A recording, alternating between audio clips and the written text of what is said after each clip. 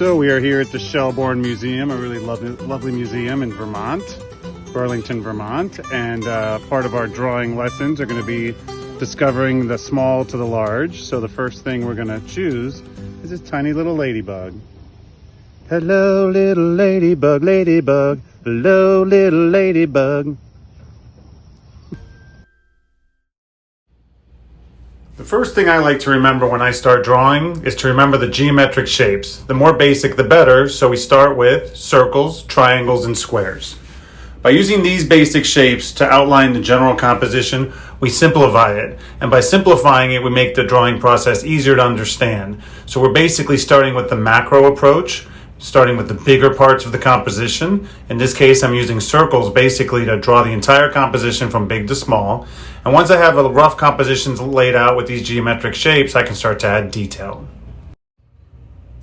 When it comes to geometry, one thing I really like to think about are the 6 simple machines we find in ancient history. If you don't know them, the 6 simple machines are the lever, the wedge, the ramp, the screw, the rope and pulley, or the pulley, and the wheel and the axle. If you get a chance, look them up online. But what I find interesting about them in particular is that they're all based off of geometry. They're all triangles, circles, and squares, which are basically 2 triangles together. So they created all the machines that we see around us today. We couldn't have any cars, any industry, any buildings, or anything like that without these 6 simple machines. And they're based off basic geometry. It's the same principle when we look at drawings. If we can break it down to the basic geometric shapes first and then build on those shapes, we'll start to see the world around us more clearly and be able to draw it. As I mentioned in this case, I'm using all circles to draw the composition and the ladybug herself.